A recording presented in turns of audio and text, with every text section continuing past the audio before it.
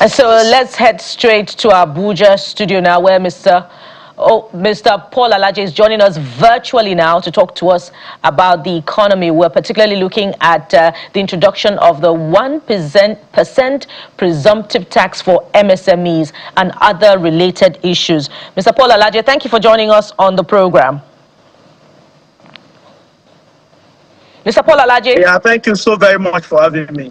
All right. Now, there's so many things to talk about as far as this 1% tax is concerned. I'm sure many related questions, or one related question would be, is this different from the new tax laws that have taken effect from January 2026, the Nigerian Tax Act component of it?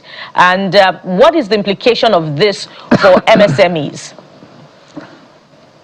Well, I must say that I haven't studied the document signed by the minister.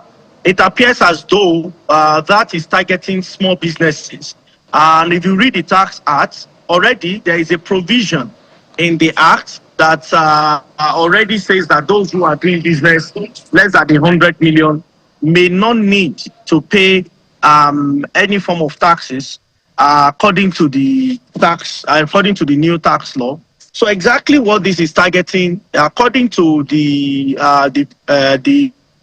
new adjustment by the minister, what he stated is that for micro businesses they will still not pay, but for small businesses they will now pay 1%. I think the administration will still need to come to provide some clarity in terms of what defines a small business and also what makes a micro business. So it will be very sure if this is speaking against the the new tax law, the new act signed by the president, or we are trying to say that there are small businesses that might be above 100 million or less than a big business. The question would then be, at what point will the business become big, or at what point will a business become a medium scale? These are things that I think should be clearly defined so that there are no confusion among those who want to pay taxes and those who are directly affected by this new directive by the minister. All right. Mr. Alaje, we also understand that one of the implications of this is that the government has banned cash collection of taxes and the mounting of roadblocks for tax collection in the informal sector. So what are those roadblocks in the informal sector that have been affected by this, signing of the 1% presumptive tax for MSMEs? Okay, so quite a number of them.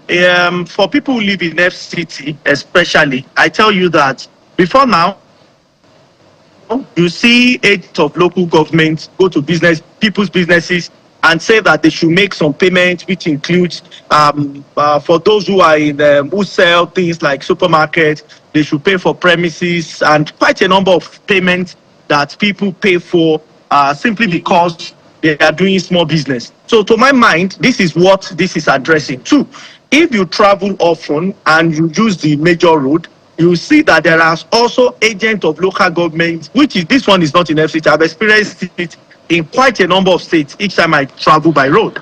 And I see that these guys come with sticks, they throw the same on people's vehicle and ask them to pay taxes. And when I asked what kind of taxes are they to pay, they said this is purely a local government issue. It is in our local government rules, and the vehicle passing on the road would have to pay. So it's a good thing that we are taking those who go on the road, who go into the market to collect cash from people. It's a good thing that we are removing them, but at the same time we have to be sure of capacity of the state to pay, businesses to pay such money. So that is why it's important for the Honorable Minister to clarify.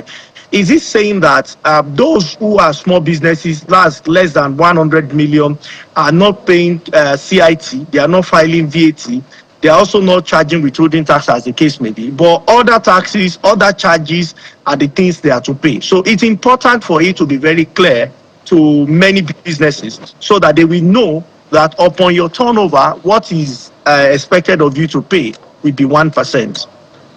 Yeah, Dr. Paul, I know that you're heading to the office, to our office, but traffic and all of that, because this presumptive tax, on one hand, the government has said, based on the tax law, as you've said, over 100 million naira is when you start filing PI. Okay, you should file whether you're making up or not. But when you start paying company income taxes and all the things that are supposed to be paid accruable to the government, is when it's over 100 million naira. But now they're talking about presumptive tax because they want to take out all the boys we see on the road taking levies and all of that. More like this is an approach to cut out multiple taxation. But the confusion for a lot of people is the benchmark. I'm seeing numbers like 12 million naira per year, and it's going to be charged on gross, not nets. So what exactly should we be holding on to in terms of numbers? Because there are exemptions. In terms of numbers, how much should the business have done in terms of turnover to be paying presumptive tax? Well, what is stated there, to my mind, I think it needs to be further clarified in the light of what the new tax law says, because I must tell you that when you compare what the new tax law says with what is stated, one would think that there may be need for realignment. I think that the Presidential Tax Committee, we need to clearly look at this document that have been signed and perhaps further engage the minister so that they can harmonize their thoughts. What I have seen is that new directive does not 100% align with the new tax law. So it's important for the bodies. They are all within the finance and they are all finance people. So they should know what it means when we say that it might cause confusion for people. They need to come up. We had quite a number of laws, different acts, different rules when it comes to taxes and payment before now. What we have done with the new tax law is to harmonize them. Now, coming up less than a year, less than 3 months, less than 4 months into new tax law implementation, and coming up with something new entirely could even cause more confusion. So I would want to advise very clearly that the committee and the Minister of Finance should harmonize. All right. Then come up. If they need to send to the National Assembly as amendment, I think it will be better because it will be looking at just directive. Because some persons may take this to court and say that, well, this is not law, this is what the act is, what the minister is saying, and what the act says are not exactly the same thing. To avoid all of those things so that we don't give loopholes, I think it might be good for them to harmonize and take it to the appropriate headquarters. All right. While we wait for that advisory and education from the relevant ministries, I'm sure more Nigerians, especially those who will be affected, need more clarity. So if the government is saying it is banning tax collection in the informal sector, all those roadblocks, are we saying that those who will be affected are those into agricultural produce business, transportation from one place to the other, those who are into the business of, confectionaries, manufacturing sector, are those the MSMEs who are going to be affected? And will this bring about any significant reduction in, the price of goods and services in that space as well? Or it will be more pressure for those businesses giving 1% of what they earn annually? I don't think there is any factor that will bring about reduction. What I see is that depending on if the burden can be transferred for goods or for those who can clearly transfer their the price, the addition into their cost, I tell you, they will clearly do that. For most SMEs, when taxes are involved, what they do is that they transfer it on the final consumer. And when they transfer it to final consumer, what that means is that you are going to pay relatively more. That is what it means. So, but for those who knows that, for those who know that it's difficult for them to transfer the tax burden, then they will bear it. Quote and unquote, it might erode part of what they will claim as profit. So, but somebody must pay. Either the business owners are paying or the final consumer is paying. It also depends on how people in the informal sector are able to understand and able to translate this. If they see it as additional cost on them, note that this is still 2025, 2026. By 2027, and the people are expected perhaps to pay, depending on the method government wants to use, then you might be seeing this. It depends on how people will accept this. But for me, I think for us not to have issues in the coming period, it might be good for us to consider right now, for us to consider perhaps taking it to the assembly for an amendment before it is too late? Dr. Paul, before I let you go, let's look at the campaign season will soon start. I would like to have maybe your outlook as to what you want to hear in terms of economic policy. I think President Bola Tinubu is as clear as crystal. He's not going back on removing subsidy from all the places he's removed it.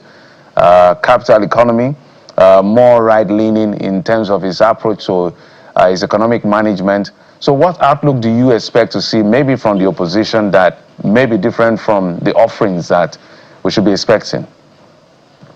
Well, I think this is where we want to know whether Nigeria is actually growing in terms of growing in politics, where we want to see what opposition would say differently. For instance, the president has since adjusted his taxes. He has increased for those who are earning higher and has also cut some lower limits from those who paid 7%. The new tax starts from 11% thereabout. So those who are coming as opposition, what are you bringing differently? What is your policy on taxation?